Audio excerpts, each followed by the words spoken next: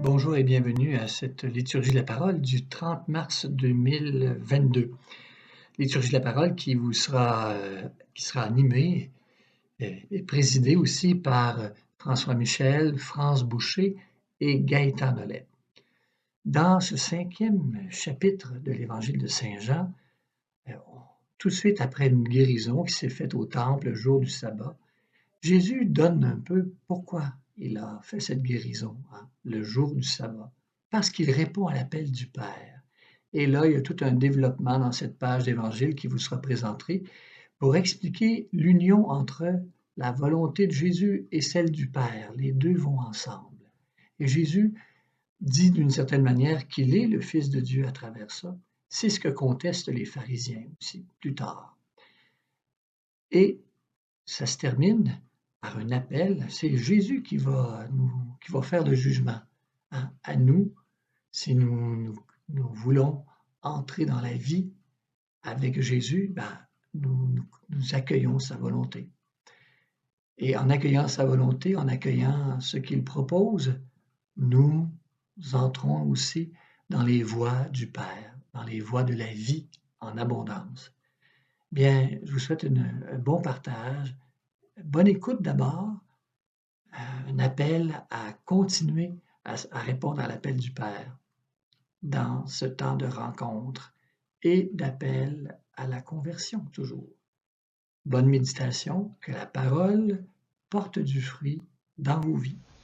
Bonjour et bienvenue à cette célébration de la parole en ce mercredi de la 4e semaine du Carême. Elle sera animée par moi-même, France Michel, accompagnée de François Michel ainsi que Gaëtan Nollet pour le chant et la musique.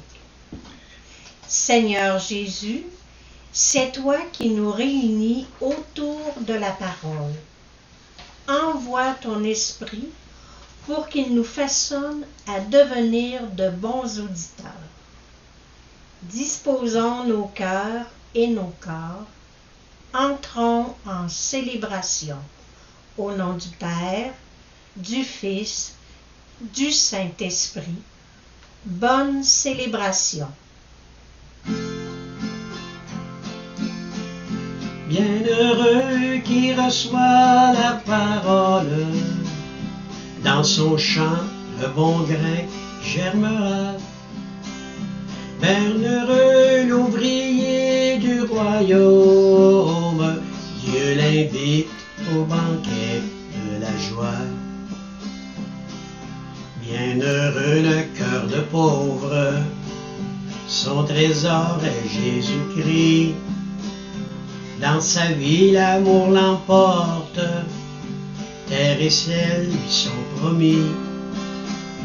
Bienheureux qui reçoit la parole, dans son champ le bon grain germera.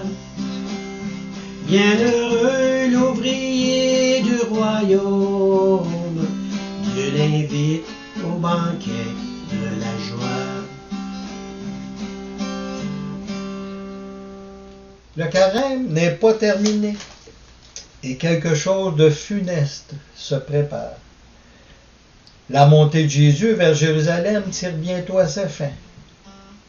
Par contre, ses sorties publiques deviennent de plus en plus ardues et de vives oppositions se font sentir autour de lui, au point où certaines personnes complotent pour l'éliminer. Mais aujourd'hui, la miséricorde de Dieu s'accomplit pleinement par l'action de Jésus sur un paralytique en concordance avec les Écritures.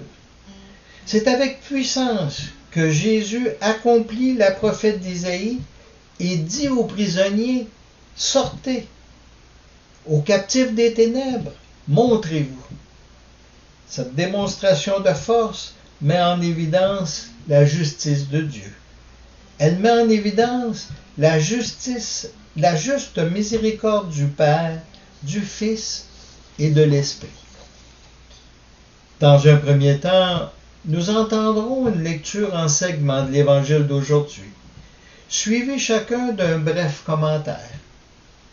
Nous finirons par l'acclamation et la proclamation de l'Évangile en ayant comme première prière finale le psaume du jour. En ce temps-là, après avoir guéri le paralysé un jour de sabbat, Jésus déclara aux Juifs: « Mon Père est toujours à l'œuvre, et moi aussi je suis à l'œuvre. » C'est pourquoi, de plus en plus, les Juifs cherchaient à le tuer, car non seulement il ne respectait pas le sabbat, mais encore il disait que Dieu était son propre Père, et il se faisait ainsi l'égal de Dieu. L'œuvre de Dieu et l'œuvre de Jésus dans ce monde sont intimement liées. Elles mettent en lumière une particularité de l'identité de Jésus, une identité qui fait peur, sur laquelle s'appuie un principe fondamental de la foi chrétienne, soit la plénitude de la divinité de Jésus liée à la plénitude de son humanité. Cette identité fait tellement peur que certaines personnes oseront l'affronter pour la vaincre par la mort. Imaginez un homme sans péché à l'égal de Dieu. Imaginez un homme qui n'ait jamais menti. Au-delà des règles et des rites prescrits, peut-on humainement faire confiance à cet homme?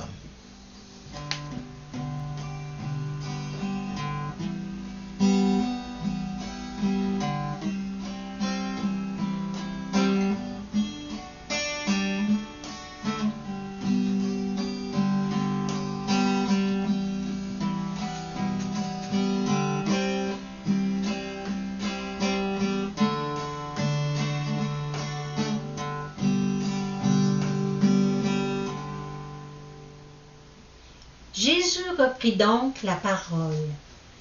Il leur déclarait: « Amen, amen, je vous le dis, le Fils ne peut rien faire de lui-même. Il fait seulement ce qu'il voit faire par le Père. Ce que fait celui-ci, le Fils le fait pareillement, car le Père aime le Fils et lui montre tout ce qu'il fait. Il lui montrera des œuvres plus grandes encore, si bien que vous serez dans l'étonnement. Comme le Père, en effet, relève les morts et les fait vivre, ainsi le Fils, lui aussi, fait vivre qui il veut. Car le Père ne juge personne. Il a donné au Fils tout pouvoir pour juger, afin que tous honorent le Fils comme ils honorent le Père. Celui qui ne rend pas honneur au Fils ne rend pas non plus honneur au Père qui l'a envoyé. » Amen, amen, je vous le dis. Une première exhortation de Jésus aux gens qui le suivent. Amen, soyez d'accord avec moi, c'est moi qui vous le dis. Cependant, il m'en garde ceux qui voient en lui autre chose que le Fils de Dieu. Son humanité seule est impuissante, comme la nôtre. Le Fils ne peut rien faire de lui-même. Tout s'inscrit et se réalise dans l'amour mutuel du Père et du Fils. L'œuvre de Dieu sur la vie se réalise par l'œuvre du Fils sur la vie. Le pouvoir du jugement par le Fils est le pouvoir du don de justice par le Père. L'honneur du Fils et du Père demeure indissociable. De quelle façon je rends honneur au Père?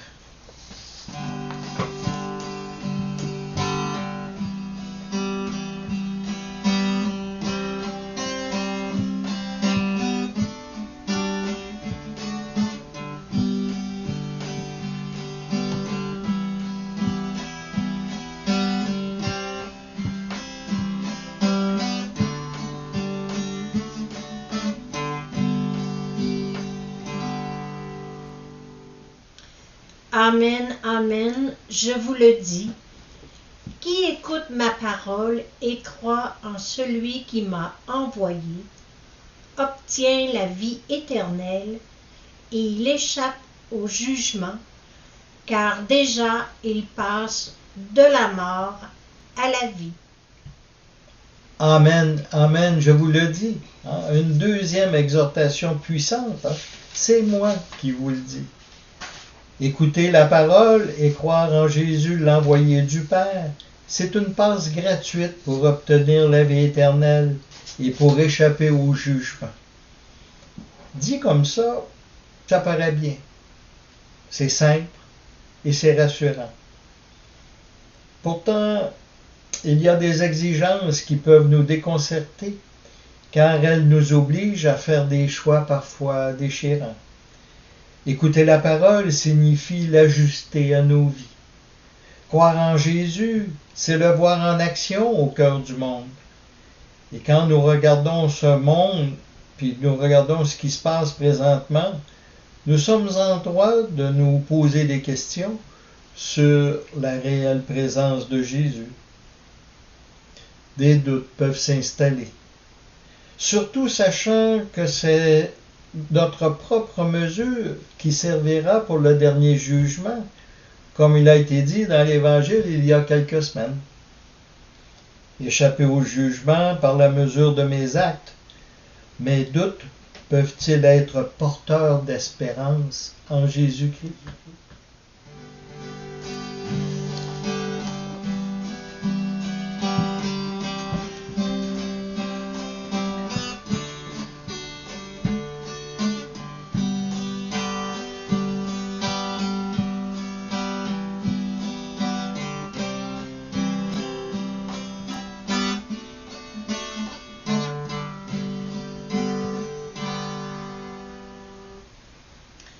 Amen, amen, je vous le dis. L'heure vient, et c'est maintenant, où les morts entendront la voix du Fils de Dieu. Et ceux qui l'auront entendu vivront. Comme le Père, en effet, a la vie en lui-même, ainsi a-t-il donné au Fils d'avoir lui aussi la vie en lui-même. Et il lui a donné pouvoir d'exercer le jugement, parce qu'il est le Fils de l'homme.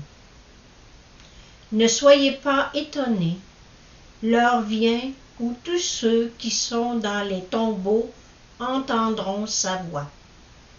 Alors, ceux qui ont fait le bien sortiront pour ressusciter et vivre, ceux qui ont fait le mal pour ressusciter et être jugés. Amen, amen, je vous le dis. Une troisième exhortation puissante. C'est moi qui vous le dis. L'heure est arrivée et c'est maintenant. Pour vivre et espérer la justice, soyez à l'écoute dans ce temps présent. Pas hier, pas demain, mais maintenant. Le Père porte la vie en son sein et il en est de même pour le Fils. Cette vie n'est qu'amour. C'est cet amour que Jésus est venu déposer au plus profond de nos cœurs le jour de notre baptême. J'ai une certitude, moi, aujourd'hui. Le Père, par le Fils et la sagesse de son esprit, nous a confié tout son amour. Puis, à la résurrection, le jugement sera déterminé par la manière dont nous en aurons disposé. Suis-je prêt, maintenant, à entendre le verdict?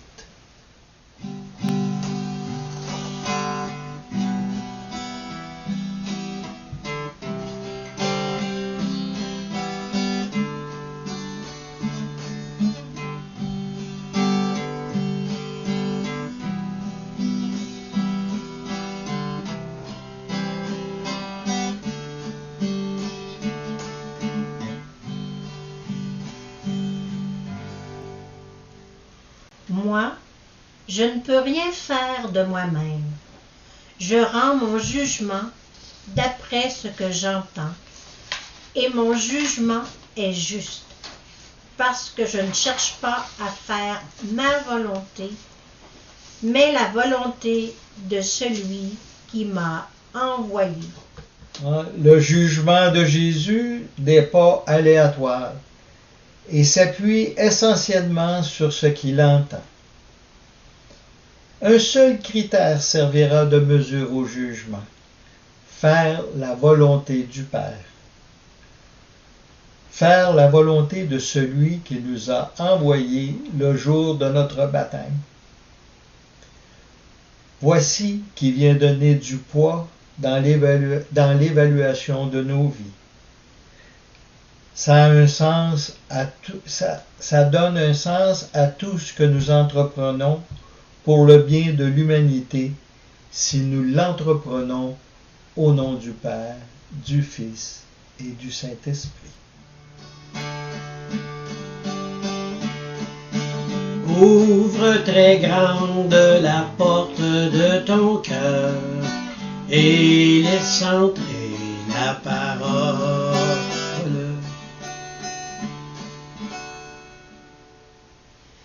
Bonne nouvelle de Jésus-Christ selon saint Jean. En ce temps-là, après avoir guéri le paralysé un jour de sabbat, Jésus déclara aux Juifs: « Mon Père est toujours à l'œuvre, et moi aussi je suis à l'œuvre. » C'est pourquoi, de plus en plus, les Juifs cherchaient à le tuer, car non seulement il ne respectait pas le sabbat, mais encore il disait que Dieu était son propre Père, et il se faisait ainsi l'égal de Dieu. Jésus reprit donc la parole. Il leur déclarait: « Amen, amen, je vous le dis, le Fils ne peut rien faire de lui-même. Il fait seulement ce qu'il voit faire par le Père. Ce que fait celui-ci, le Fils le fait pareillement. Car le Père aime le Fils et lui montre tout ce qu'il fait. Il lui montrera des œuvres plus grandes encore, si bien que vous serez dans l'étonnement. Comme le Père, en effet, relève les morts et les fait vivre, ainsi le Fils, lui aussi, fait vivre qui il veut. Car le Père ne juge personne. Il a donné au Fils tout pouvoir pour juger, afin que tous honorent le Fils comme ils honorent le Père.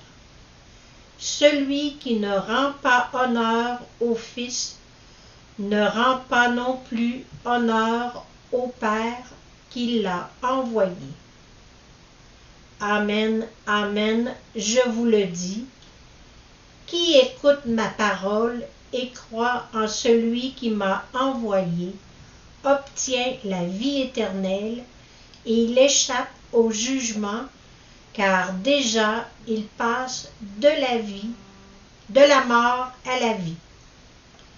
Amen, amen, je vous le dis, l'heure vient, et c'est maintenant, où les morts entendront la voix du Fils de Dieu, et ceux qui l'auront entendu vivront.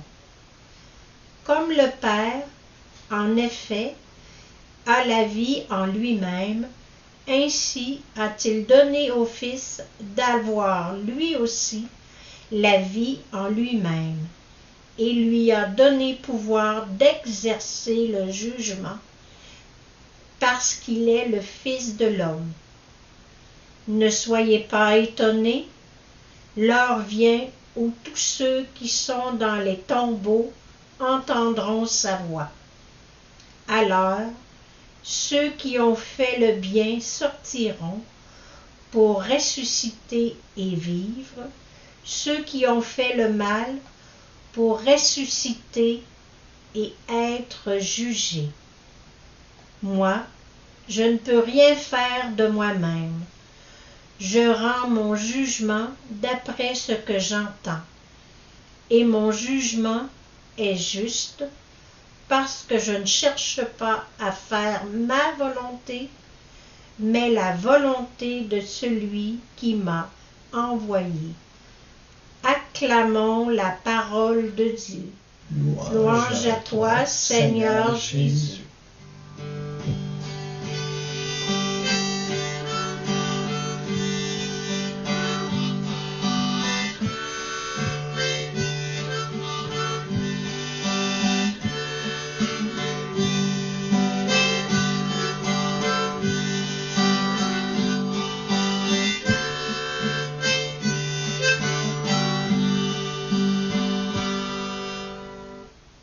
Alors, comme prière finale, je vous invite à écouter justement un psaume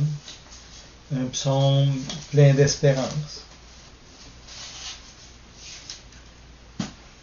Le Seigneur est tendresse et pitié, lent à la colère et plein d'amour.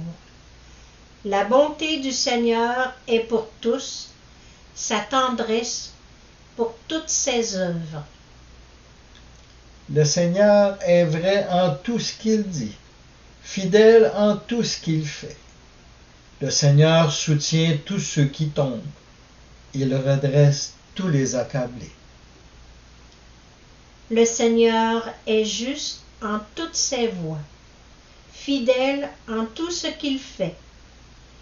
Il est proche de ceux qui l'invoquent, de tous ceux qui l'invoquent en vérité.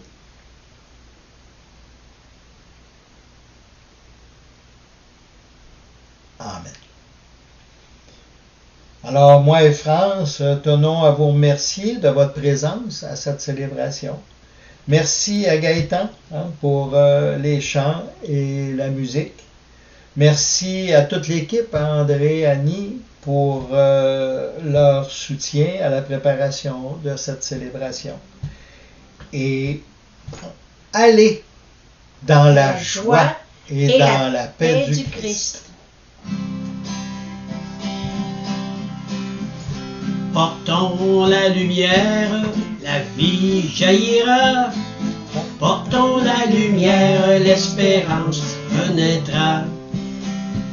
Ô Seigneur, éclaire notre terre.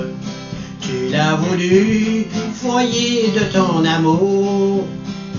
Quand la haine empêche la tendresse, fais de nous des témoins de la lumière.